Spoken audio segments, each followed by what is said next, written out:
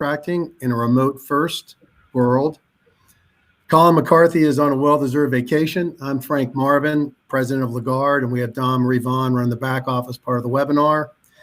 We're both part of the legal operators team who are filling in today for Colin. We'd like to give a big thank you to our sponsor today, Ironclad, a leader in the digital contract management world. So thank you so much for that.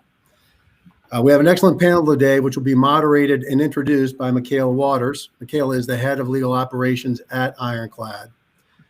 Please note we're going to have a Q&A period in the last 10 to 15 minutes of this session. So if you have questions now or as the webinar proceeds, please provide them through the Click Meetings chat feature, and Michaela will ask those that she can in the time provided to the panel. And with that, Michaela, take it away.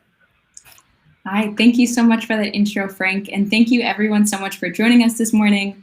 As you all know, as you've already joined the webinar, this morning we're going to talk about rogue contracting in the age of COVID-19. So situations where despite systems, processes, and best practices for in-house contracting, things go a little awry and people maybe get a little bit creative.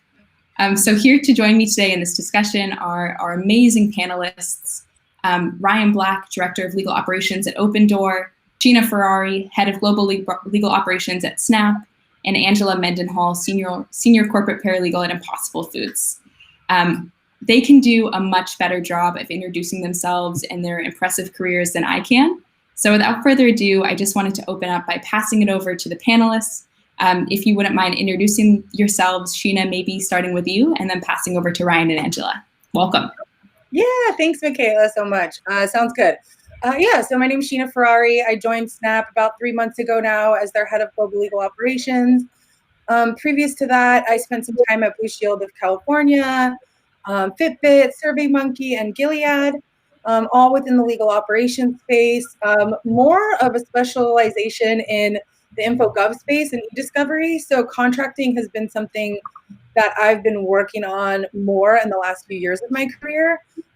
And so interested and excited to hear from everybody on the panel today and talk more about that, because I am also still learning, but I have some interesting kind of examples and thoughts on that. So excited to share.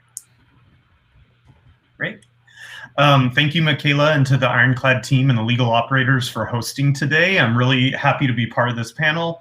My name is Ryan Black. I'm the Director of Legal Operations at Opendoor, which is a technology-based real estate company located in San Francisco. We try to take all of the pain and suffering out of buying and selling homes and making a move. Prior to working at Opendoor, I've held similar positions at Instacart and Uber here in San Francisco. And, I think all of us on this panel and probably in this room today know that legal operations is defined by the legal team you support, which means we all wear a lot of different hats. And I have certainly worn the commercial contracting hat in a lot of my roles as well. So excited to talk about this topic. Great to be here with everyone. I'm Angela Mendenhall, Senior Corporate Paralegal at Impossible Foods. My title just says, just the bare minimum there, basically, but I've held many hats there. Currently, I am the contracts manager, per se, at Impossible, and working solely with the contracting team, improving that, and helping with contracts all the way around. Before that, I was working with our corporate team there. And before that, I was the actually only support staff for the legal team. So I did it all with administrative, contracts, legal ops. We actually hired our first legal ops person last year, and I was instrumental in hiring her and getting her onboarded, but she deals less with contracts. So that's why you have me today. Well, we're very lucky because we're very happy to have you, Angela. So our plan today is to discuss this phenomenon of rogue contracting in really 4 phases. So first, the problem of rogue contracting, then moving on to rogue contracting in the age of COVID-19, and finally, I think every legal professional's favorite, solutions. So how do we fix rogue contracting? And then finally, we'll be leaving the last kind of 10 minutes here for Q&A. So we'll be utilizing the chat feature for that. So please submit questions as you have them. And our panelists will have an opportunity to address the questions in the final 10 minutes of our time today. So I think a high-level summary of rogue contracting is internal business partners negotiating their own agreements and leaving legal and legal processes out of the picture. So kind of business vigilantes who want to skirt legal, this tower of no, and just do it themselves.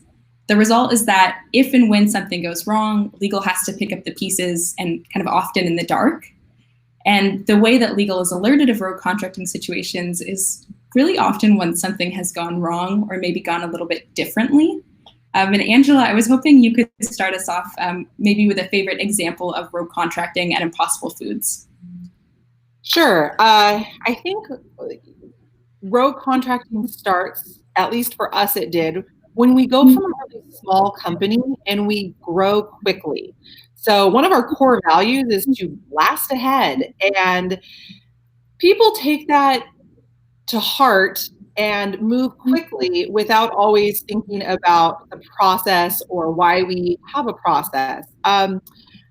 One of my early on examples, which was actually reiterated again just right before we shut down for COVID, was having to do with painting or decorating our buildings, basically. And right when I got started at Impossible about 2 years ago, we were walking around and talking, and there was this great picture of our plant in Oakland with this beautiful mural that had been painted on the side of it.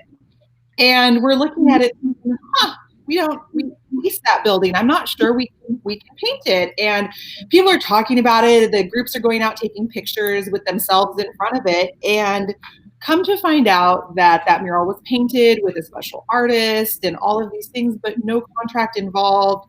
We didn't have the rights to paint over it, even though it wasn't our building to paint to begin with. So finding out about rogue contracting is usually something that happens just by looking around and having those kind of conversations with people. That's probably one of the best examples that I have, but it happened again right before COVID. We're in our office space looking at a communal space area for, just meetings and hanging out. And there's this beautiful, again, it's not painted, it's a kind of wallpaper, but it's very custom to Impossible, and obviously took some work, some planning. And it's this huge wall in our office space. And we're looking at it going, hey, did you do the contract for that one? Who found that vendor? Who did, where you just showed up overnight? I mean, it's a massively huge wall.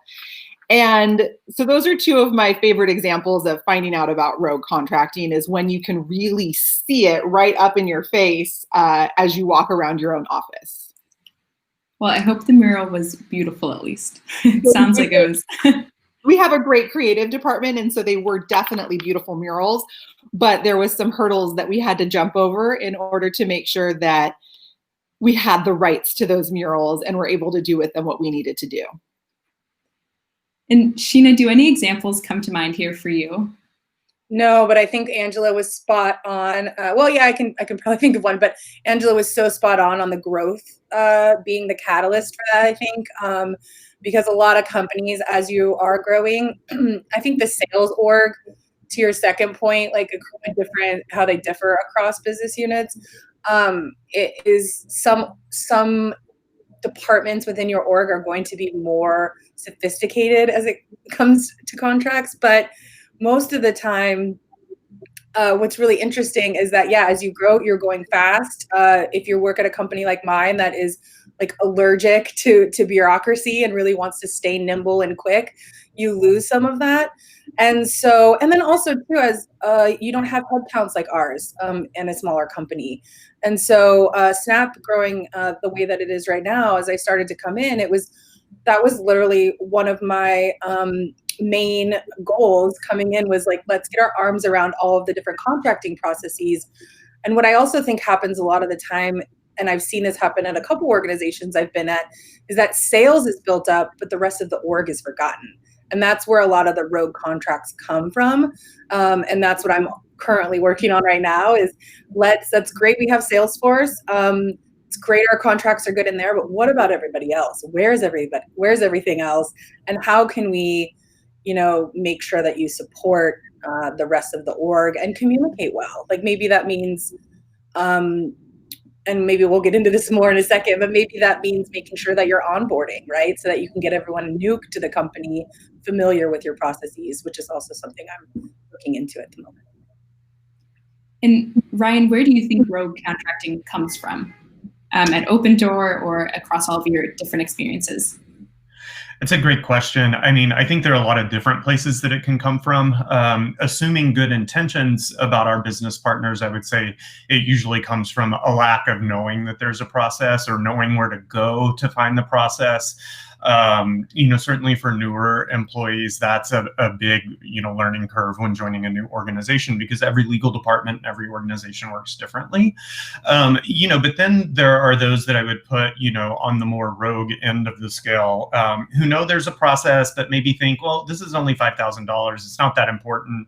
At Opendoor, our policy and processes require that legal reviews anything that gets signed. And, so if it is truly that simple, we can do it pretty quickly. But a lot of people, I think, assume, or perhaps in the past have had experiences where legal bottlenecked a project of theirs. And so there are certainly some people who kind of plow forward, knowing that it's easier to ask for forgiveness than permission. That's a great point. I think, yeah, an easy mantra to get stuck moving by. And Sheena, you touched on this a little bit, so I just maybe wanted to circle back to it. But you said that maybe Snap is allergic to bureaucracy, and that different organizations approach rogue contracting differently. And you've worked in a variety of different industries relatively recently, health tech, insurance, now Snap. Do you think rogue contracting differs across industries and companies? Yeah, I do think it differs, especially in a company like, Blue Shield that wasn't a sales organization, right? Like our contracting actually lived with procurement. So I did not, I started at the end to help procurement start looking at what a sophisticated contracting process could look like. And I know they're well on their way to that right now. But again, there wasn't as much focus. And I think part of the way that I think it's interesting too, as you grow up, you've got all these obligations for compliance and reporting that relate to contracting. So like my favorite, and we didn't have that at Blue Shield. And then for example, at Gilead, which was a large pharmaceutical company, procurement also owned that. And then legal housed the contract negotiators. So we kind of had it differently there, and that both of those that process was very robust. They were a pretty mature company by the time I joined from the contracting perspective, and so I think that it's interesting across the industries, but I do think that it's more in the tech space where you have that rapid growth, and then you're trying to play catch up. So to Ryan's point, in the org's defense, like all of our coworkers, like they just don't know a lot of the time, but then there are absolutely the rogue moments, like the wall painting and which they probably knew there was a process. I always like to say like, okay, maybe they didn't know, and then work with them. Especially the second time around, they should have known that. Right. Good point on that. And so yeah, I think that's interesting, but the tech space definitely has a different type of especially when you go public too, you start caring about SOX compliance. And so that's really the way that you can communicate the importance of this to the organization, that it's not legal that wants to just have control. There's a lot of other like overarching responsibilities that the company has to keep this in line and have a process around it. And Angela, I'm curious at Impossible Foods, kind of this hybrid company. I wouldn't even know how to describe exactly what space you're in. Do you think rogue contracting differs between your different internal orgs? Yeah. Would sales approach this differently than product? Yes, we definitely, it definitely differs across our departments. And a lot of people don't know how to categorize us. We kind of consider ourselves a food company, but we're in the tech space as well, and big R&D space, obviously. And so are we a science company? We kind of are, we're just all of it. We're just blasting ahead with everything, and we're going to make it work. But definitely we've got the rogue contracting in different departments. Again, I agree with, I think it was Sheena talked about sales. They've kind of got a process. It might not be exactly the way legal wants it to be, but they've got a process, and they're going with it they are probably one of the teams for us that's at least easily adaptable to changes that we want to do, because they already have a robust process. They've got their hierarchy of people that are making the frontline sales, people that are making sure the paperwork's getting done, people that are making sure that the invoices are getting in and the rebates are going out and product is shipping. So they have that structure already and is very built up. Whereas some of our other teams, they're, I'm not picking on the creative, but they're just creative. Like, they build great, beautiful content, but they don't understand the other side of that. Or even HR, HR provides us with health insurance, but they don't realize that even something like a simple renewal of our health insurance, those health insurance plans change yearly drastically. Just because it's a renewal for us doesn't mean there's not new terms and conditions that we need to evaluate and deal with every single time. Yeah, sales is well resourced, right? Like, I feel like the rest of the org is not as well resourced, and therefore they, the administrative part and of the contracting process, I think, we're prone to skip it.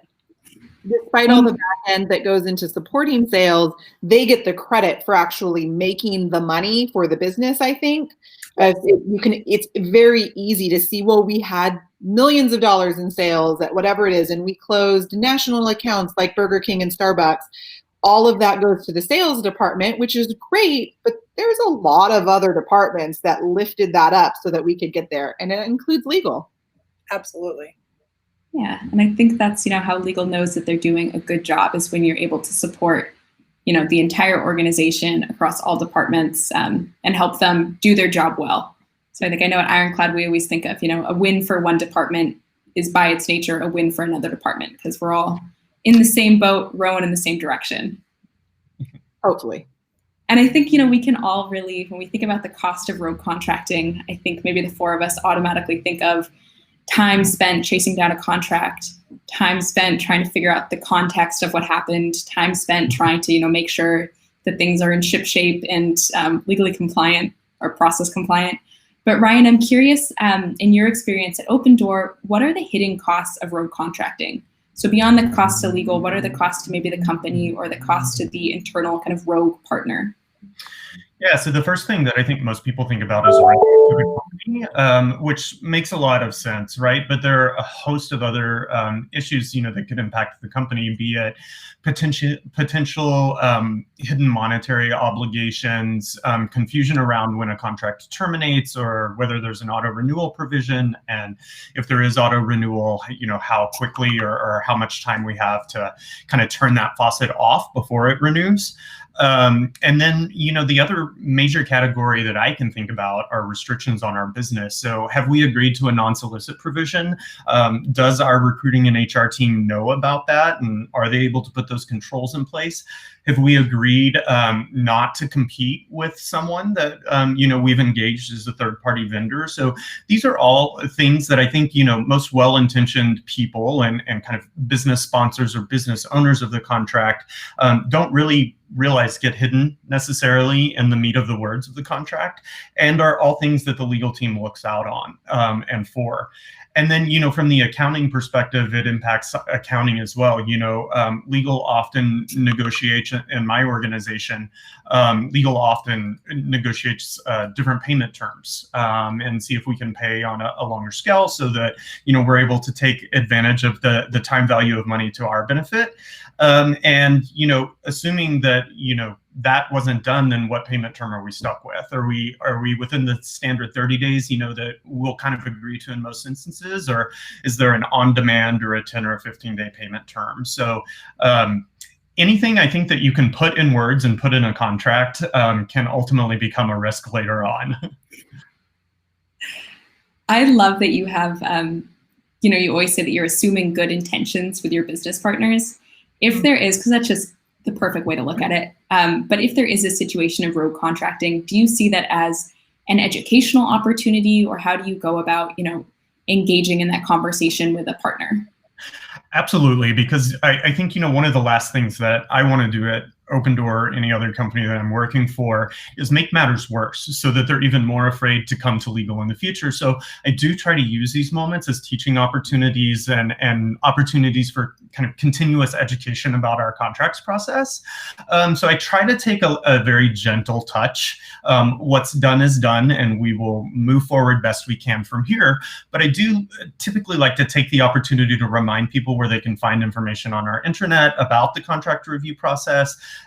Let them know that legal is here to help them get a better deal and make them look good to their boss, and just kind of go over the steps that we typically take and the things that we're looking out for that they might not know about. Some of the things that I just named, non-competes, non-solicits, payment terms, and those sorts of things.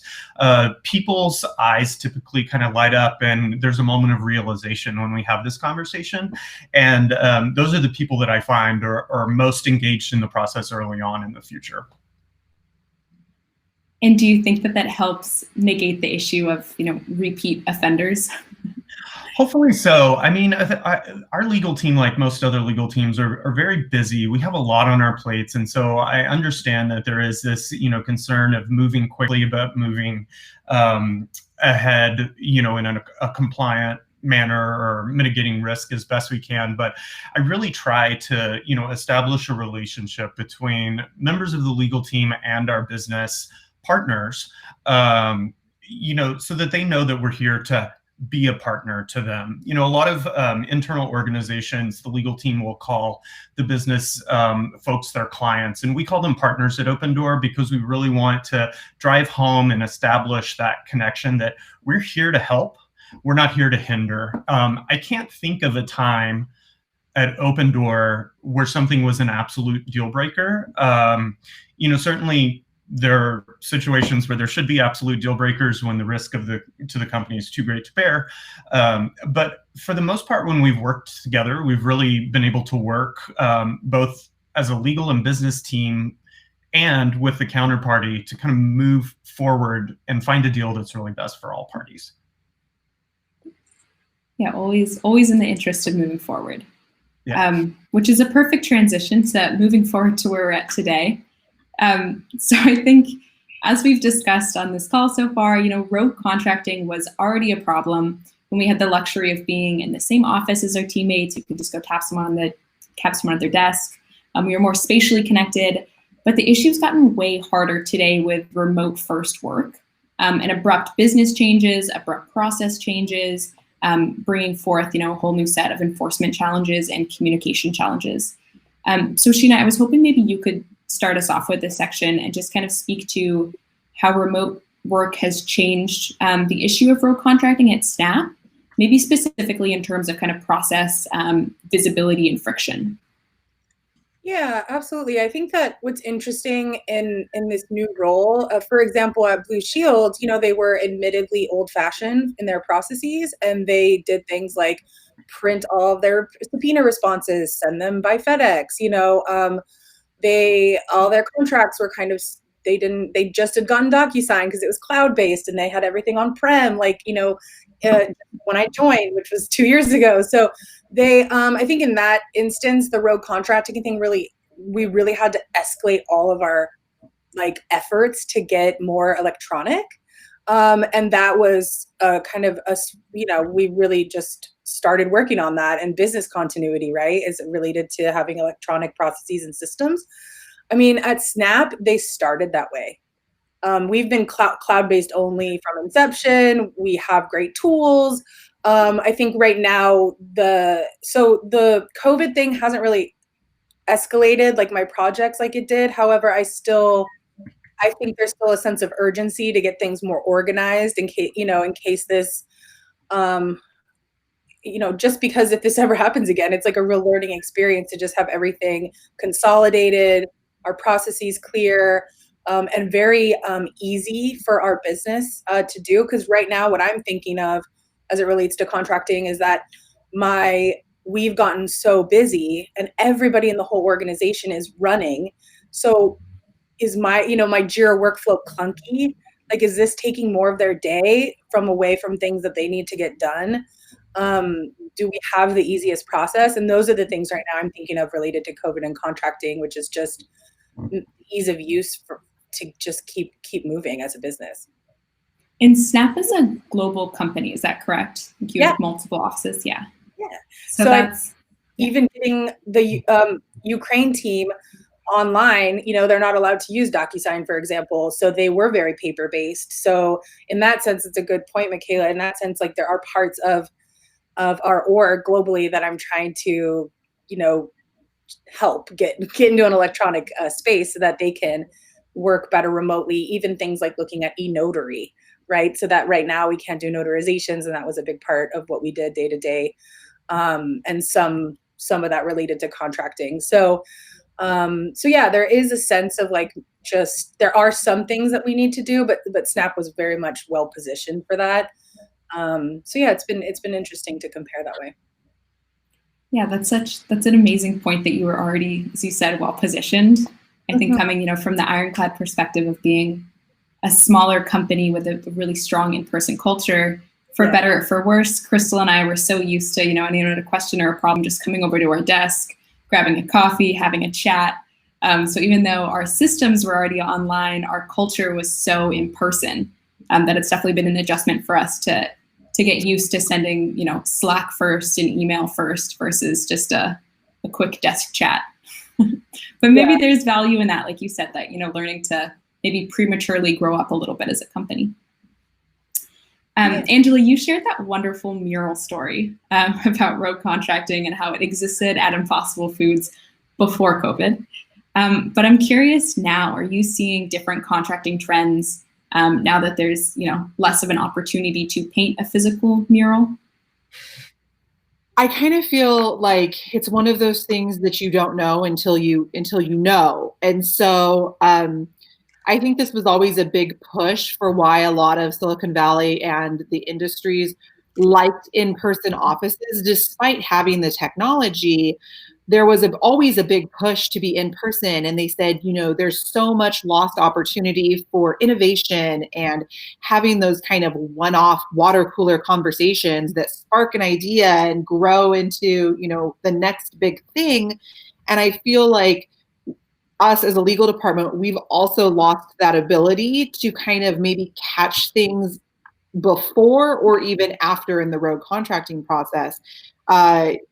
Just walking around and, standing in the lunch line, talking to the person in front of you, or grabbing water or a snack or at a happy hour, you start hearing what other business sections are working on.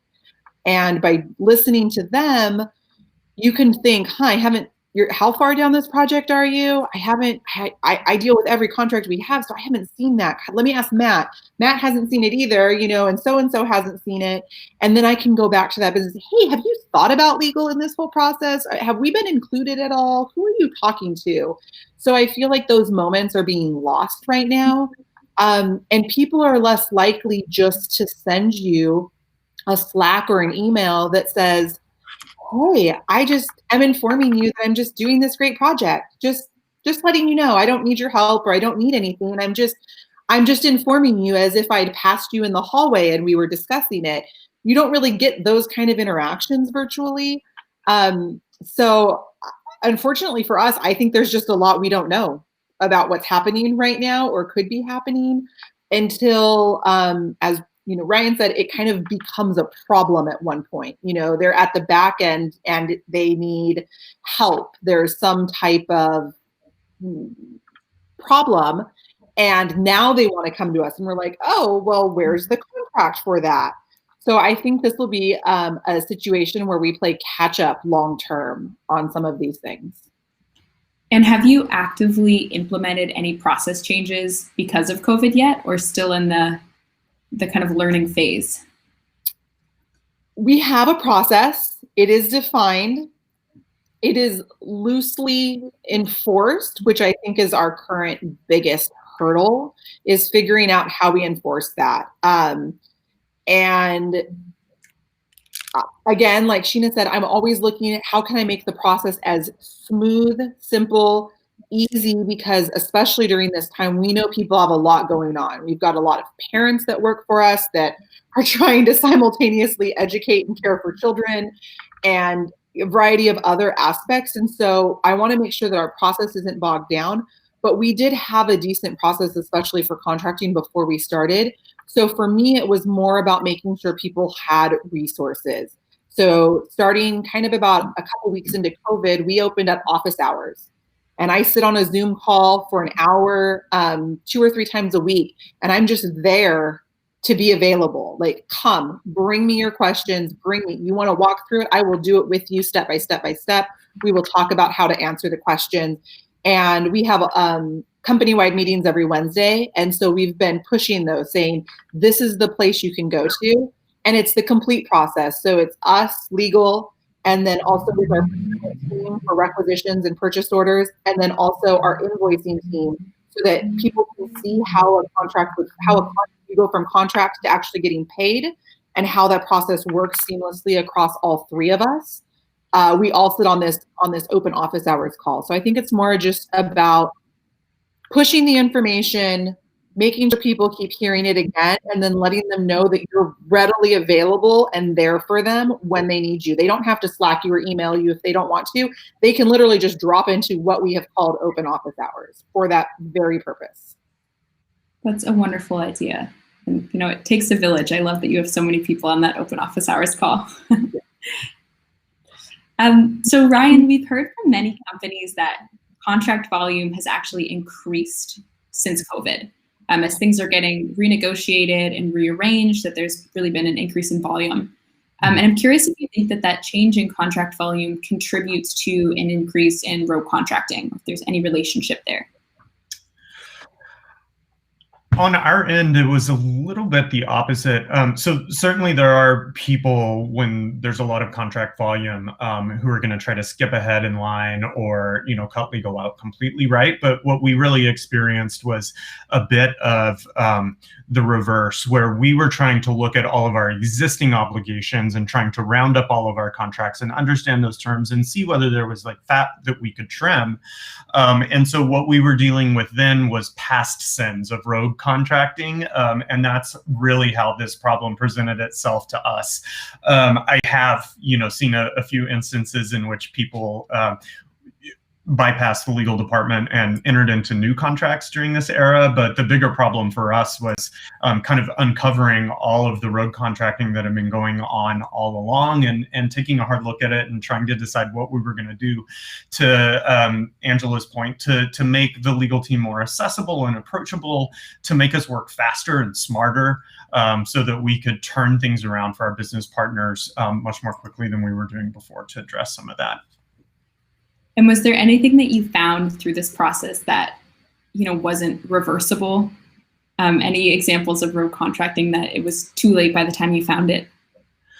Well, certainly, I think a lot of tech companies are guilty of this, but, document management is one of these things that's always really, really painful for new organizations. And so I think every startup that I've worked in, one of the first questions I ask is, where are all our documents? And the answer is always some version of, well, they're in Google Drive, they're in Box, they're in Dropbox, they're in, fill in the number of kind of cloud-based storage solutions that you can find. And so, a few of the non-reversible things were certain business units going out and procuring their own solution when we had an existing solution in place with unlimited seat licenses to, kind of bring another team into a solution.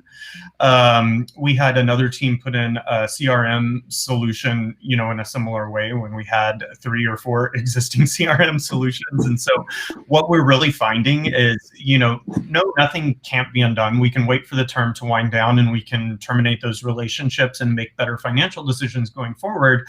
But yes, now we are left with these sunk costs of having to pay 4 different service providers that do almost identical things. I'm sure they wouldn't want to hear that they all do the same thing. No, they don't. Yeah. And everyone I'm sure they have a different answer. Everyone does have their own, bells and whistles. And so there are sometimes legitimate reasons people want a different solution. And when you bring procurement and legal in to the process, you can kind of unpack that and kick the tires and determine whether it is worth the additional spend to get that additional feature or not. But for the most part, if people are cutting out the legal or procurement teams and the finance teams and making these decisions, we're not going to be able to have that conversation. Thank you. So I think so much of legal operations or being a legal professional is about problem solving. Here's the issue, what are we going to do about it? And I think legal professionals are by nature and by training problem solvers. So I think with this phenomenon of rogue contracting kind of comes the fun part. How do we improve the processes? How do we encourage collaboration? How do we enhance visibility? And how do we ultimately work better together while apart?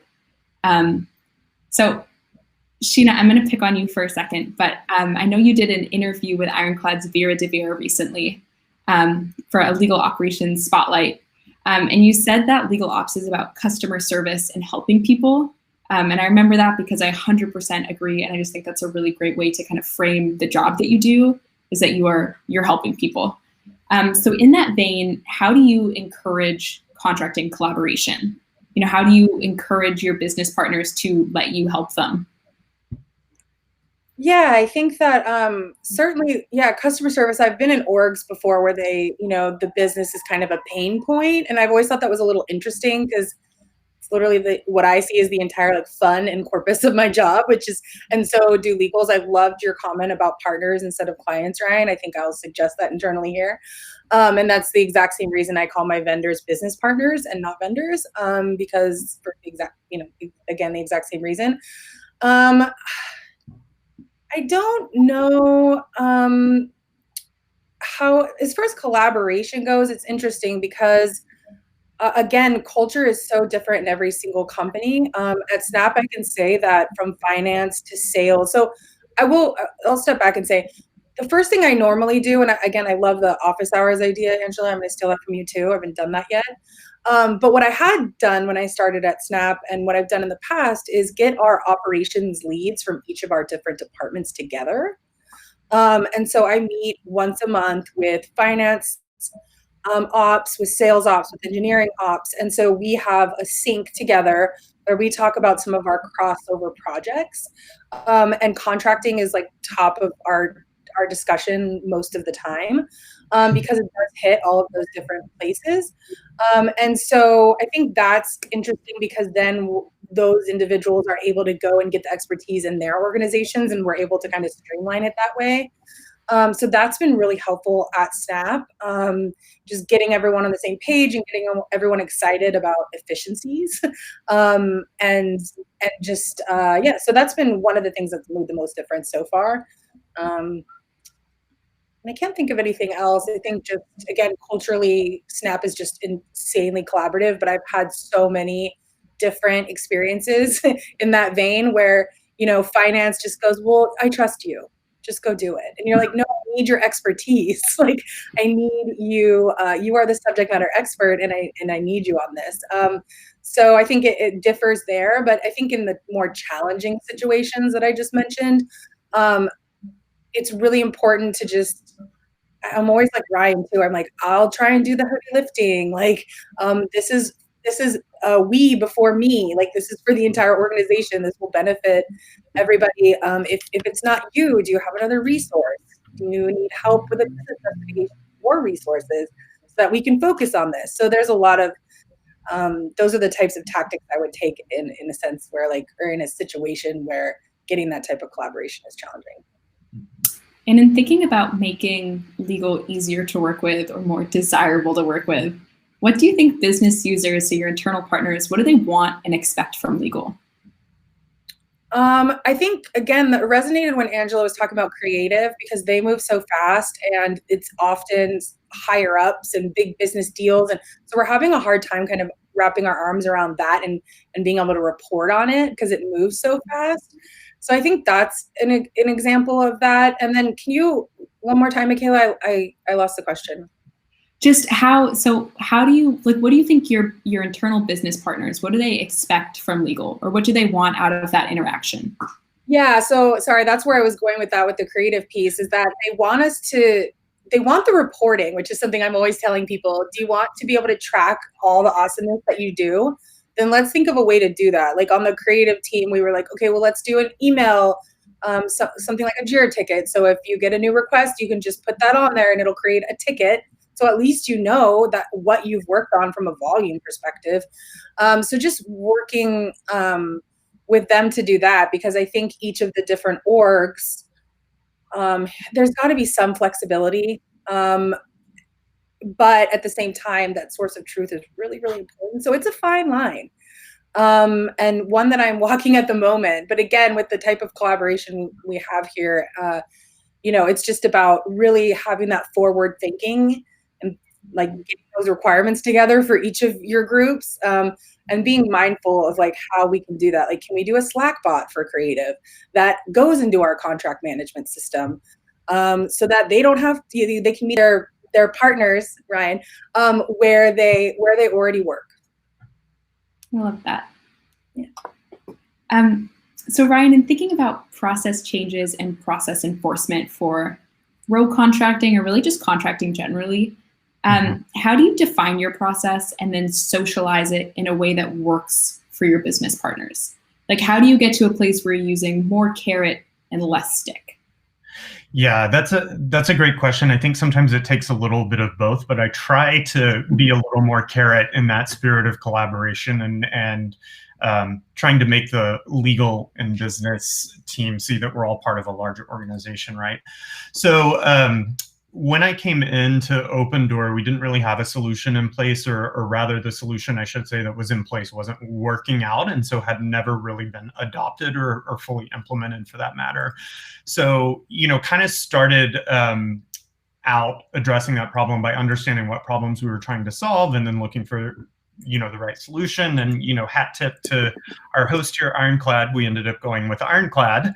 And one of the reasons that we did that is it gives the business partners that we have visibility into where a contract or another task stands, kind of at any moment in time. They can see the entire trail of that.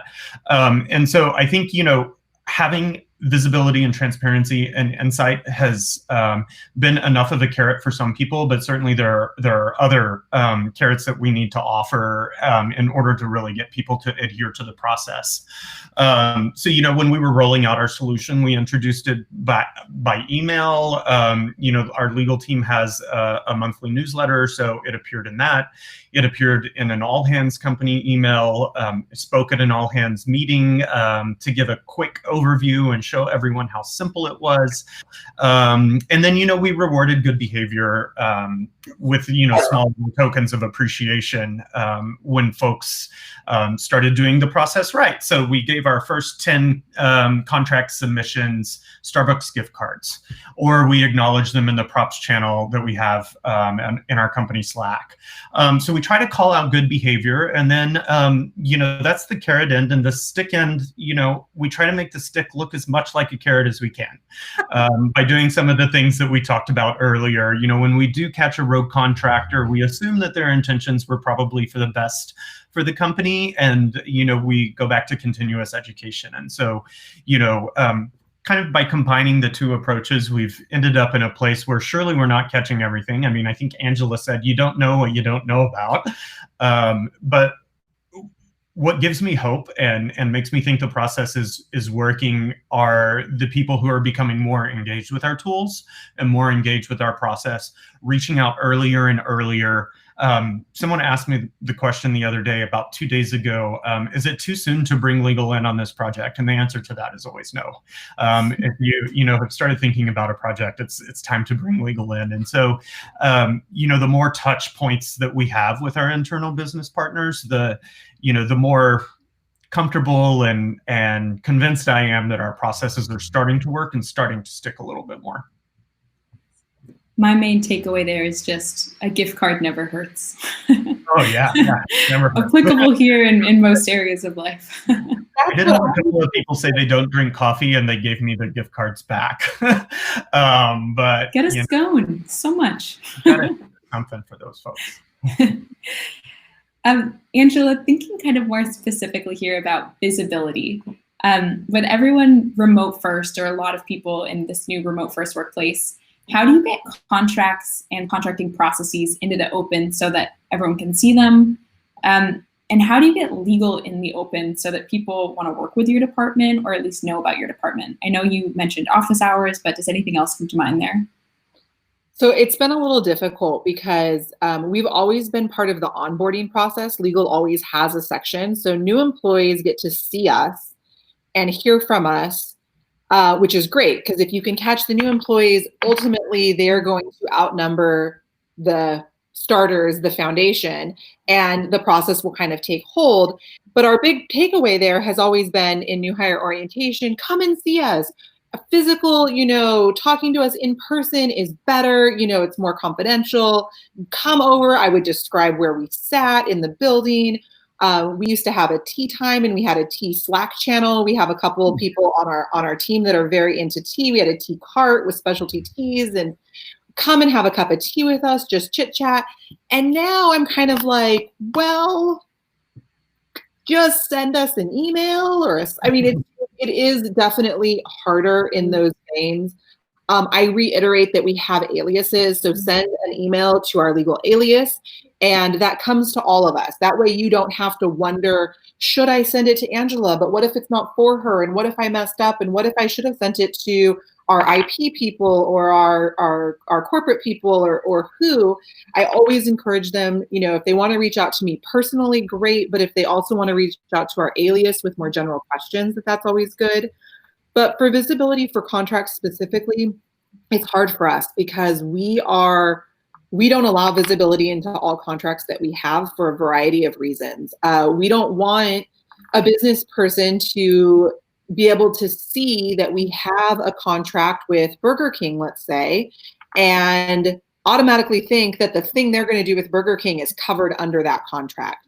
So we prefer the communication. So in order to see a contract or a set of contracts that we have with a vendor, if you weren't specifically working on that contract, you don't have a copy of it. And you have to come to legal. And so we use the legal alias as come to us. And those specific requests, there's several of us that get on there and get those out as quickly as possible so that we aren't seen as a bottleneck or a delay and that we're not trying to hide or hoard information from the business. We want to make sure, though, that if they're asking for something, that they're getting the answer they really want. Do they really want to see the contract we have with Burger King, or do they want to know if this next project they want to do will work under that contract? Or do they want to know, do we really have an NDA, or have we had an NDA with an entity?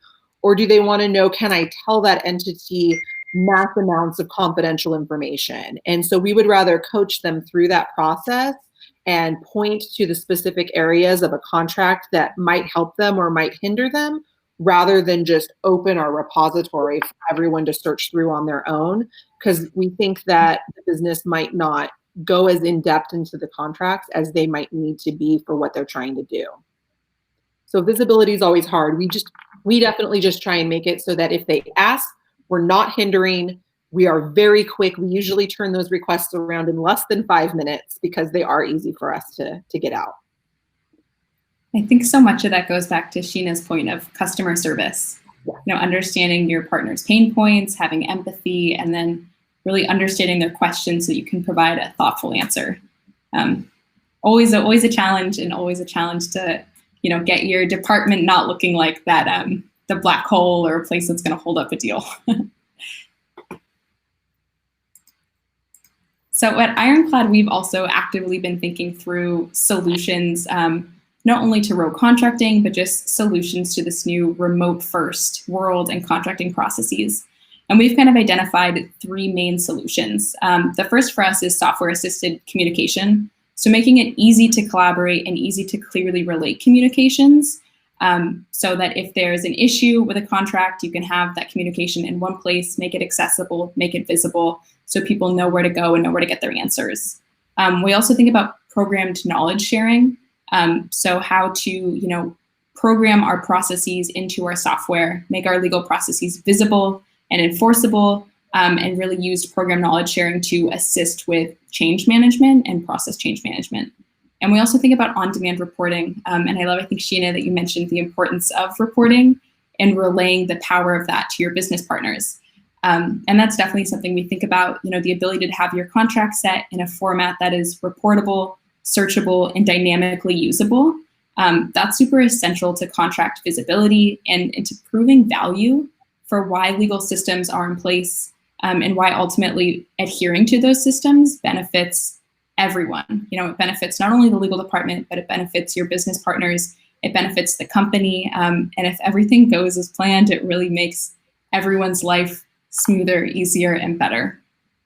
So that's kind of the way that we've been thinking through that at Ironclad. So I'm really happy to hear the three of you echo a lot of those themes, and kind of sanity check how we've been thinking about it.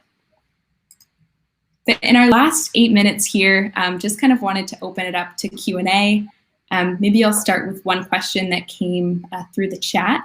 And this one, I think it was directed to you, Angela, but would love to open it up to you, Sheena and Ryan as well. But the question was about office hours. And if you have any advice on how to keep track of tasks and keep track of kind of what's being discussed at the office hours. And then beyond that, I think to all three of you, do you have any advice on task management systems to keep new workflows in check? So for our office hours, we're not doing tasks. It's not a presentation. It's purely just open office hours. And they're just kind of like as if I was sitting in a conference room and people come in, ask me a question, I answer it, and they walk out. I don't keep track of the interactions. Neither do the other members of the open office hours for us. So that's not our priority there. Our priority is just to be accessible and helping the individual with their individual need. And maybe they want me to do the intake form with them because it's their very first one, or maybe they want me to do it with them because it's their 500th one, and they just want to get it right. They want to make sure it's as efficient as possible. So that's how we deal with our office hours. So it's less about tasks and tracking there. For personal use, task management, I mean, we also use Ironclad at Impossible. So we have that dashboard that keeps us there for contracts. And then just personally, I've been actually, especially during COVID, looking at better task management, just for my own personal, keeping me on track with, I have 2 kids that need to go to school and figure stuff out. I have all this work stuff that usually just kind of sits there in my brain and my side little notes, but things are getting lost right now. And I've been looking at things like Airtable platforms and Monday to see if those can help alert me and keep me better on task. I'll chime in there as well, because I think in addition to contracting and road contracting, task management has been a very big focus for the Opendoor legal department during the era of COVID. And we kind of came up with a creative solution, I think. I mentioned that we're partnered with Ironclad for contract management. Ironclad has a tool called Workflow Designer, and I built out what's essentially a legal ticketing intake system in that. And so I used, there's not a contract that's being produced as a result, but, it is an intake questionnaire that then routes the ticket to the appropriate attorney or group of attorneys on our team. So if it's a question about a question from a regulator came in, that would hit our regulatory team, versus a threat of a lawsuit. People can enter the information and upload a scan, and that goes to our litigator. So we've used Ironclad to kind of hack together the solution for keeping the larger legal team on track. And then we've also started operating more like an engineering team. We're doing agile sprint planning, where we have a project backlog and we move certain things into production every week. And Angela mentioned Monday, and we're using monday.com for our sprint planning. And then, I think one other thing, in my role, I supervise anyone at our team who's not an attorney. So our paralegals, our contract administrator, licensing specialist, stock administrator, and so on. And, for personal kind of task management, we've adopted as a legal ops team the Eisenhower method, where you plot your tasks on a grid based on how important and urgent they are. And those, things that rank high in importance and urgency are the tasks that you focus on first, whereas you plan the things that are important but not urgent, and so on. And so we've done a lot of thinking around this topic as well. There are tons of flavors of task management, and I just mentioned 3 of them that we're employing. So I think, it's a combination approach for us and probably for others as well. I'd love to chat with you offline, Ryan, about that Ironclad intake workflow. Would love to see what that looks like. I'm very proud of what I built, Michaela, so I'd love to tell you. Yeah, we'll chat.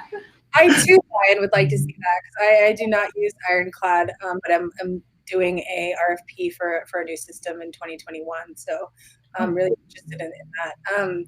Just a couple, when I first joined Snap, my first thing is like, how do I organize myself and what do we have internally already? I think if you have Salesforce, I started using it, which is pretty easy and helpful. But what came out of cross-functional operations meetings was that we did need something that was more robust. We had a Asana, which is wonderful, but it didn't help us with that engineering style sprint like type of project management. And so we're together now looking at Monday.com so that we can kind of leverage that across multiple departments. So yeah, I think that'll be good. And this isn't a Q&A question, but I was hoping maybe with just our last 2 minutes, if we could end the webinar on an upbeat note, would the three of you mind sharing your favorite part of your job or something in your day-to-day job that, puts a smile on your face?